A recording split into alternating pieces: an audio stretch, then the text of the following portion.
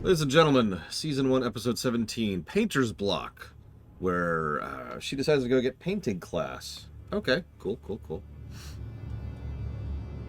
Doesn't check up on Varian, or Varian's dad.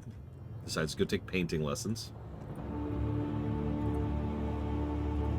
So, when they were doing the demonstrative device, they broke something, and something broke out. Whee! And I had a comment here.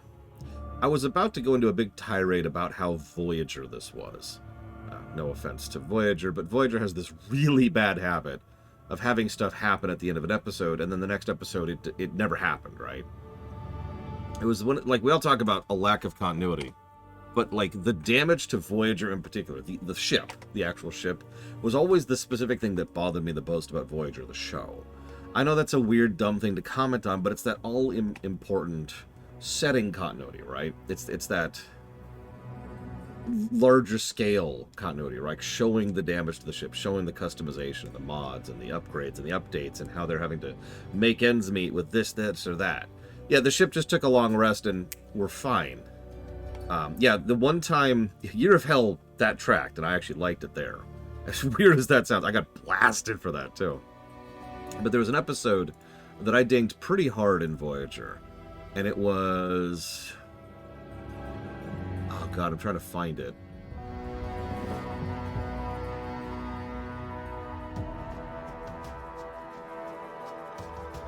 Deadlock. Season 2, Episode 21. And I was legitimately questioning putting Deadlock down at black territory, because Deadlock was just not great. But, like, to get to the irrelevant point, to get to the immediacy. In Deadlock, the Voyager gets so blasted and so destroyed, a couple people die, and they have to actually evacuate the bridge because it is on fire. Next episode, everything's fine. It's one of the biggest gaps in, with regards to this concept that I'm talking about, the reset button. And again, a reset button isn't inherently a bad thing. And I was willing to let it go in several previous cases because it made sense in some previous cases. Like the Enterprise or the Defiant can literally go and hit space dock and get repairs. You can't really do that here, right? And before you think I'm jumping down Voyager's throat, I should mention Enterprise is a lot worse about this. Except in Season 3, they actually managed that there. The reason I'm bringing all this up is they just had an existential threat blizzard come swooping through here, which they had, like, broke the bridge, and they were terrified, and oh god, the dock was shut down, and all that stuff, and it's fine. Everything's fine. We're having an art gallery, which we opened up for all the Seven Kingdoms here in Corona. This is doubly weird because they reference the blizzard several times. It's a major plot and character point of this episode. Now, I know what you're thinking. It was a time skip. Obviously, Laura. And you're right. And the episode even does a job of explaining that it has been a time skip. But then I remembered something. I've actually commented on this. Some of you know that this show was made in a different production order than it was actually released. And in fact, as I pointed out, one of the biggest things was that there's a series of episodes towards the end which are all plot stuff. And then there's all the stuff at the top, the beginning of the show, that's all slice of life stuff. And you already see where I'm going with this, right? It's entirely possible that when this was scripted, or more accurately, when this was outlined, when they lined up how the story was going to go, the blizzard hit, and then there was supposed to be a filler episode or two, and then this one.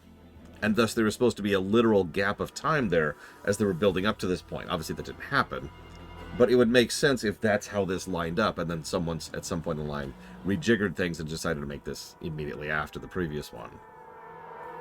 Food for thought. Either way, it just struck me as a little bit weird, especially since, again, the episode itself constantly references that episode. The previous episode. Now... So then we see Mrs. Obviously Evil, Mrs. Sugarby.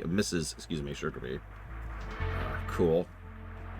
We also see that the cobbler's missing, and the captain wants Cassandra to look into it. Okay. And we see that there's an evil tree, and it absorbs some kind of souls and whatever, and it's pretty clear that this woman is someone who is either a warlock of, or just general follower of the Demon Lord dude.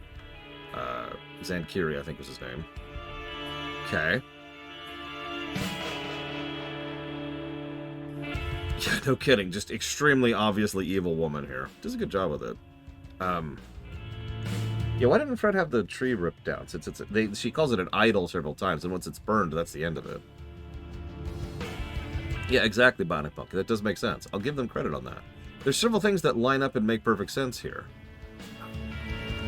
What does not make sense is, for some reason, they just keep having Friedborg be this weird Shorty too. Have you noticed that? Friedborg has become the other Shorty character.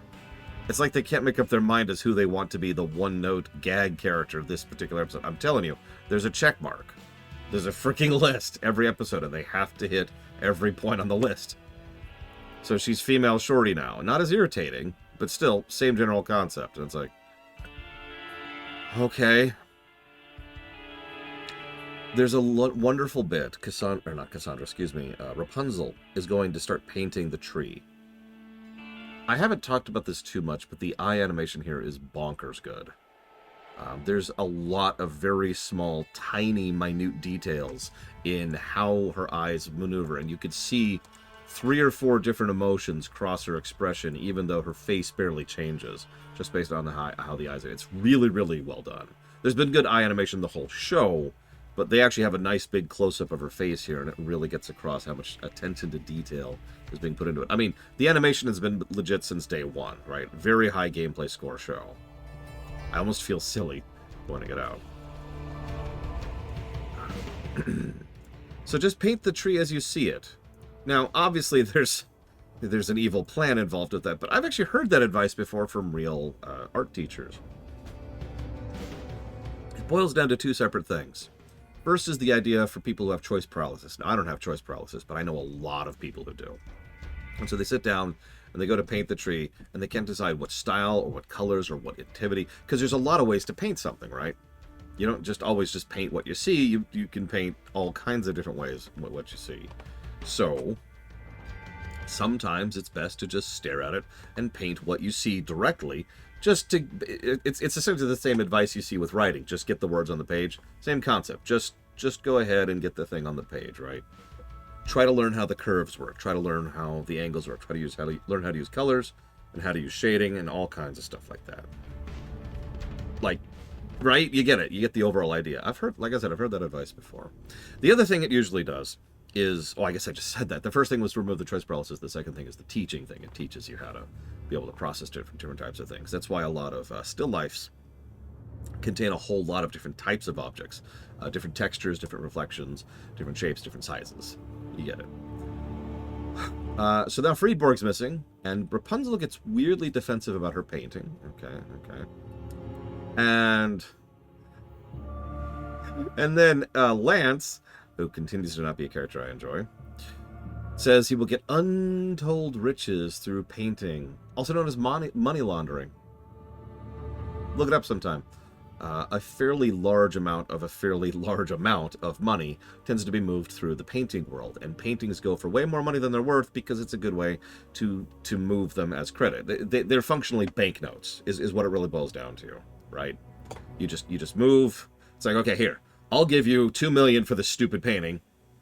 Here, I'll give you $2 million for the stupid painting, and the painting itself becomes the currency. It's actually really common. In fact, if you ever look this up, and I don't necessarily recommend that you do, when you get into ultra-rich territory, one of the most common types of investments is paintings, because it's considered one of the most safest investments that exist in the world, and has been for centuries. And yeah, as you're probably aware of, there's a whole lot of paintings that are not good, but that's not the part that matters. What matters is someone somewhere said, this is worth X amount, and now it gets passed around as currency or as an investment. Anyways, it's dumb. It's one of those things that only works because everyone agrees with it. It's funny because I feel like there's at least a little bit of blue blood artifact in that, you know? This is just opinion at this point. Everything I've said up to this point is fact, but I think I opine that a lot of people want to feel rich, want to show that they're above you, so they have this big fake hair, or I mean, so they've got this big terrible painting. You get the idea. So, There's a really good scene where he's like, hey, what do you get off calling us ruffians? And then a guy goes flying by. Point taken. Now, first of all, we're not bad people. We're working on it. Both of those gags actually got a real laugh out of me. And yeah, I saw that it was Shorty. His only introduction to this episode, and no real Shorty counter. Holy crap. I'm with it. I'm with you, Lord Harriman. I am. It is amusing abusing Shorty. Can't deny that. I also like the idea of mimes painting empty frames, right? Like there's a fascination to that. Anyways. So Rapunzel's acting pretty obviously off. Voice acting is different, motion is different. But my favorite thing, the big thing that everyone says is, oh my god, she's acting, you know, that is so obvious that she's acting out of character. She's wearing shoes. I do like that. That's a nice little tidbit. She's really pissed about the idea of abandoning Varian. Did you catch that? Oh, sure, she mentions ordering Pascal to his death. Which she didn't do. She's a little bit of a creative reinvention there. But why is she still pissed about not going to help Varian? I'm sorry. I really am. But this is kind of how external continuity negatives work. Each episode after the previous one, where she continues to not go check up on Varian, will continue to get the external continuity negative. For the fact that now it's clearly been some time, the blizzard has passed, the snow has melted, it's probably not winter anymore. She's had time, there's been a gallery opened up, she's had time to go take a painting class. She goes paint an entire mural, and all of this time has passed. She hasn't gone to see Varian, someone who was desperately asking for her help to save his father. A situation she doesn't even know how that resolved, or indeed if it resolved. I'm sorry, I appreciate you, Lord Harriman, because you always kind of go to bat for the devil there. But don't worry, the devil doesn't need advocacy here. Because for God's sakes, this is insane. This is actually aggravating. Eugene's cool. I actually like Eugene. He's been doing good so far. I would have to actually think about the last time Eugene pissed me off. I'm telling you, they had the asshole ball. They handed it off. So, yeah, Rapunzel is just like, what are you doing? Just go check up. It's not even that long of a trip. It's not even that long. You could do it in a day. Go. Right over there. See what's up. But no. No, we've got to keep pushing Varian towards the villainy. So, why is Xavier the guy who knows all these things? Like, I don't mind that he's sort of slid into that particular role. And I kind of like Xavier as a character, but, like, why is he the one who's the Obi-Wan here? Not even the Obi-Wan, that's the wrong terminology. He's the Ancient Legends guy, right? I think it's called The Warning in horror tropes, something like that. Yeah, there's a Korra, to use the MLP equivalent. Yeah, he's the blacksmith, and... Anyways, moving on. So we find out about the disciples of Zantiri, and blah, blah, blah, blah, blah. The finale feels weird, because everyone else is just completely mind-controlled. Yes, we will paint. And Rapunzel isn't mind-controlled. First of all, why is she the one who's not mind-controlled? And second of all, why is she the only one they have to put this kind of time and effort into? Like, she's just going along with it. She's being convinced to do this. There's also a little tidbit. Think about how much simpler and easier everything would be. No more self-doubt, no more regret, no more difficult choices. That's probably supposed to be a metaphor, but it applies literally here too, because, well, if there's one singular dictator in charge who's making all the decisions, all you have to do is obey.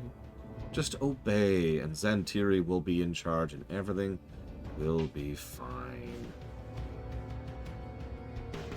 No, Trihexia, I don't even see any others. Yeah, it's just, huh? Whatever. So they defeat her, and she's kicked in there, and I'm sure she's going to have a wonderful time with her demon lord. And then they go, and then they rush to the mural, and continue to reject Varian and his father. The end. I know that's the weird thing to keep bashing on, but again, that's how the external continuity, negative and positive, works, is that the more you keep hammering that point, the more it's going to bother me. Well, I just have this really awful feeling that the next episode and the next one will probably still have her just being like, eh. It probably won't be until episode 19 that she bothers to go check on him, and I can tell that because the name of the episode is The Quest for Varian. But other than that, which does drag the episode down, it's a fun little episode. They do some good stuff. We're moving the plot forward a little bit. This Xantiri thing is kind of showing up now and becoming more of a thing and related to whatever was going on in the past. So we're getting some history and some mythos. I do actually like the villain here. She's appropriate. She does a good job and works. What kind of magic?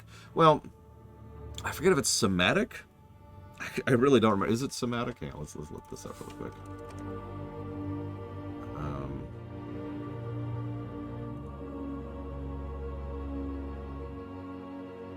I think it's somatic. Hang on. Yep, nope, I'm right. Somatic is correct. It's the idea of she has to perform the function, which is the tapping, which regularly is what activates it. And then she has to try and find out something that they want. Did you catch that in each case she had to find an into their mind? And otherwise it's just pretty much straight up demon magic. So that's kind of it. Yeah, she had to convince them. It's just everyone went along with it except for Rapunzel, who kind of mostly went along with it.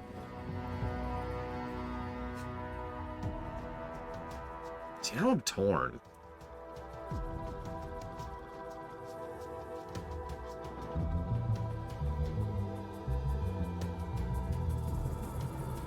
Yeah, I'm torn between yellow and orange, and I'm kind of feeling a high yellow here, honestly. Like, I'm even looking at the other oranges that we've already got here. One Angry Princess, which was pretty solid. Pascal's Story, which was rather solid. And Brig Brothers of Corona, which was rather solid. Yeah, I feel like this is a good episode. And it is. I have to admit, if not for the Varian thing, I would probably automatically push it up to orange. But I think it is dragged down to yellow by that. Still a high yellow, but yellow it remains. I'm going to keep going. I don't want to hit... I mean, I'm not going to finish Season 1 today. But I do kind of want to see where we're going. And I kind of want to get at least one more episode done. Which would be Season 1, Episode 18, Not in the Mode. I hope that's not a sex joke.